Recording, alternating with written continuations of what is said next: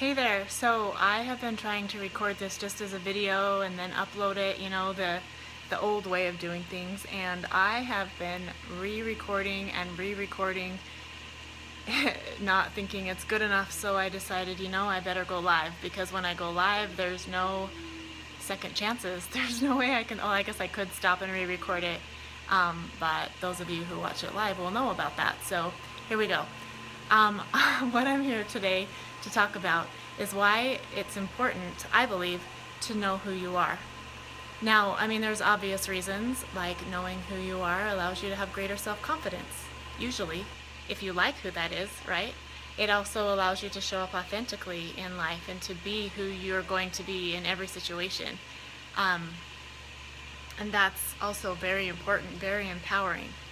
I would like to go so far to say, too, though, that knowing who you are helps you to be happier in your life. It helps you to be able to reach your goals, to have motivation to continue to go towards your goals no matter what gets in your way. And the reason this is because knowing who you are, you know what it is that motivates you. You know what it is that lights you up, that makes you excited, and you actually are able to find out what your purpose is. And knowing that, is great motivation, right? So how do we know? How do we know who we are? Well, I have discovered recently, with the help of a friend, temperament styles. Temperament, then, is something that is the core part of you. It doesn't change. It's like part of your DNA, and I'd like to go so far as to say that it's part of your eternal makeup, part of that spiritual part of you that exists forever, and that doesn't change. So our temperament mixes with our environment and causes us to form different personalities, causes us to express different behaviors. Our personality can change because we can change our environment, especially when we become aware of how our environment causes us to think and to show up. So you hear that, we become the average of the 5 people we hang around with the most, and we can make conscious decisions to change that. But when it comes to our temperament, that doesn't change. So it's really important to understand what that is. I've been lucky to be exposed to a theory that is in the process of being published, but until then, I feel like I want to get the word out. I'm begging him to get it published so that I can share it, and he's allowed me to do so. So I'm just going to give you a little tidbit so that when it's ready to release, that I can just let it out on you, because it's really helped me a lot to know who I am. So there's people who have heard of the color code, and it's similar to the color code. It's quite a bit different as well. But if you understand the color code, you understand a little bit of where I'm coming from. There's also Carol Tuttle, who has Dress Your Truth and a Pork Connection. There we go. She has energy typing that actually is quite consistent with this temperament theory as well.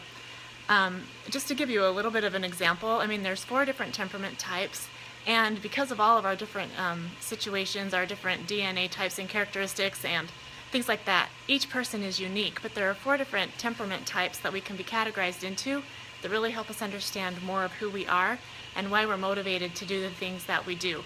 Every temperament is beautiful. Every temperament is perfect for each one of us. Each temperament also has strengths and weaknesses attached to it. Weaknesses come from the way we interpret our environment and the choices we make to respond or react to that. So we can turn each weakness into a strength as we understand what we're motivated by. So a type 1 is motivated by fun and by living in the now. That's simple. It goes so much deeper than that, but first, simple explanation. Number 2, that's who I am, motivated by comfort and connection. And number 3, they're motivated by achievement and success and always going toward a goal. And number 4, motivated by finding the best way to do things, always improving things, motivated by perfection, not in the negative way, in the positive way. However, it can be interpreted to become the perfectionism that we all talk about. In fact, we can all develop that by misinterpreting our temperament. Just to give you a simple example of how knowing what your temperament is allows you to understand yourself a little bit better, because our results can look the same. In fact, if we have a why, we hear a lot in business entrepreneurship, you know, what is your why? Because that's going to motivate you to keep going no matter what. And sometimes we look to other people to find what our why is. Like, oh, that person's successful, so her why is to, I don't know, to build schools in a third world country. So that's what I'm going to have my why be, because that's important and people will follow that because it's, you know, a really good thing to do. And then we start to do the things that person does when honestly it doesn't really motivate us from the inside. And eventually when times get hard, we'll give up saying, well, I'm not made to do that, or whatever other excuse we can come up with. I'm actually going to use a really simple example to explain the difference in just two different temperament styles in achieving the same goal. And the reason I'm sharing it is because it's what helped me to really connect with my temperament style, because I was trying to choose all other ones except for the one that I am, finding all the reasons to not believe that those weaknesses are my weaknesses. So anyway, the example that was given to me was an organized closet. You know, so they were explaining that temperament 4 would have a perfectly organized closet, color-coded and everything. And I'm like, wait a minute, my closet is color-coded. So wouldn't I be a 4? And he said, well, tell me why your closet is color-coded. And I'm like, well, that's easy because it's easy to find things. And he said, well, easiness is comfort. That's your motivation. You're motivated by walking into an environment that feels nice because it's organized, and you can look to your blue shirts and find your blue shirt easily. That's comfort. A 4, on the other hand, would have their closet organized simply because it's the best way to do it. So not only is it color-coded, but every shirt is pressed and facing the same way and just perfect on the hanger so that it's ready to wear. And I immediately, well, that's not my closet. You know, mine, sometimes my shirts are inside out, but they are organized according to color. So then I began to realize, yeah, you're right. Comfort is my motivation. And then I started to understand I love connecting with people. I love helping people feel comfortable in any situation. I also love to feel comfortable.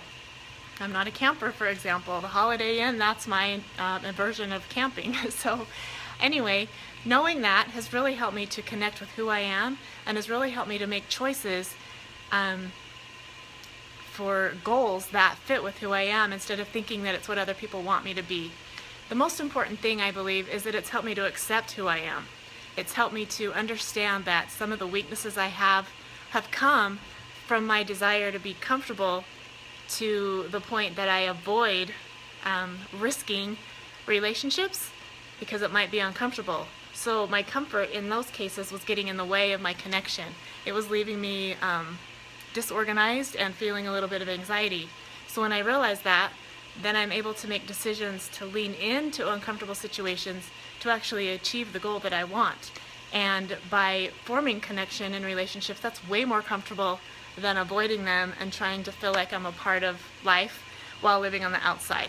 So that's really simple. I'm really excited to be able to share this with you more and more as it comes out, and I hope that it makes sense to you. I hope you understand it, and I hope it helps you to have a desire to get to know who you are a little bit better, because I promise you it's a lot more fun. So anyway, have a great day. I'll talk to you next time. Bye. Hey Lynn, hi Liz, thank you so much for joining. I should have mentioned you before, but thank you. And Patty, you're there too. Thanks so much. Talk to you again later. Bye.